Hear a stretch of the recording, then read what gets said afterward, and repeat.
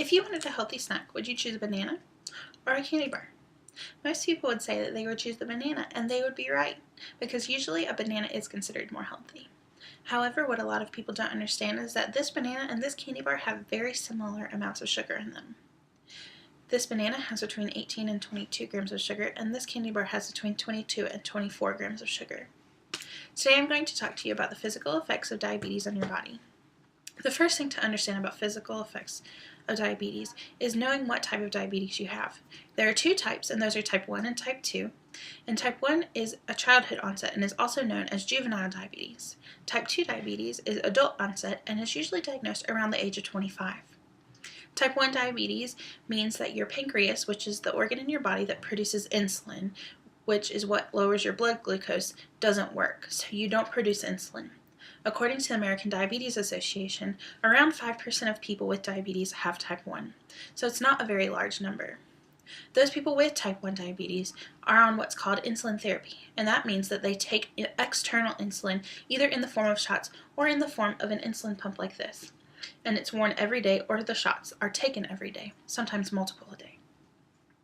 Type 2 diabetes means that your pancreas works and insulin is made, but your body rejects that insulin, and usually that has to do with excessive weight. The American Diabetes Association says that usually the increase in type 2 diabetes has gone along with the increase in obesity in American adults. Next, I'm going to talk to you about the effects of exercise if you have diabetes. Regular physical activity plays a key role in managing diabetes. Because there are many complications that someone can have because of diabetes, including feet problems, hair problems, skin problems, and many internal problems, it's important to stay physically active. When your body is active, your blood cells are more sensitive to receiving the insulin that is made or that you take, and it allows it to work more effectively. When I found out that I had type 1 diabetes, I noticed that once I started taking my insulin, my workouts were shorter and shorter periods of time, often only lasting about 10 minutes. This is because of my new sensitivity to the insulin. Since exercise naturally lowers glucose levels, when people also take external insulin, they sometimes experience low glucose levels that they aren't accustomed to. It's important for people to understand that type 1 diabetes can never go away. Type 2 diabetes with the right exercise and diet may be reversed, but type 1 diabetes will always stay around. The physical activity is important for overall well-being. It will never get rid of type 1 diabetes. However, your type 2 can be reversed. The last point I will cover today is how diet affects your physical stability. A healthy diet creates a stable blood glucose. The American Diabetes Association says that a diet is very important for a diabetic person. Things like carbohydrates, or known as carbs for short, are something that people say they watch out for, but when you're diabetic, that's when you truly understand how to look out for a carb.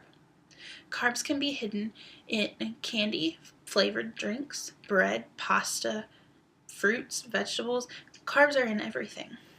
The biggest thing to look out for are those hidden carbs that are so scary. To find those, you can look on a nutrition label, like is on the back of this candy bar. The nutrition label is this little chart that has all the numbers. Hidden sugars are most frequently found in fruits that you don't realize that have a lot of sugar, like bananas and pineapples, which have the highest level of sugar, and strawberries and blackberries and things like that have the lowest amount.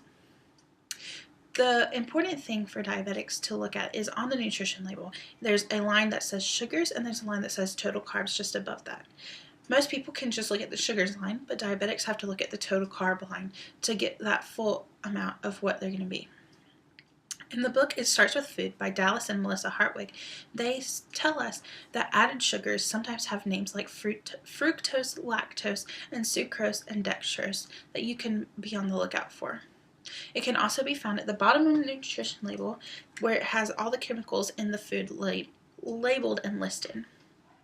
According to Mayo Clinic, there are 4 food groups that you can be on the lookout for that will help you have a more healthy diet as a diabetic person, and those are healthy carbs like whole wheat, fruits, and vegetables, fiber-rich foods, also whole wheats, grains, vegetables, things like that, heart-healthy fish, which are like mackerel, tuna, and salmon, and good fats like avocados, almonds, pecans, and olives. With these three things, you can make sure that your diabetes is managed and stays under control. Knowing your diabetes, knowing how exercise affects your diabetes, and knowing how your diet affects your diabetes all contribute to these physical effects. As I end my speech, I encourage you to know your body and know your diabetes. Diabetes itself is a learning process, and in the words of Elliot Yamin, a man who won American Idol even though he was type 1 diabetic, he says, "Stay positive and don't let the disease hold you back." And in the words of Winston Churchill, never, never, never give up.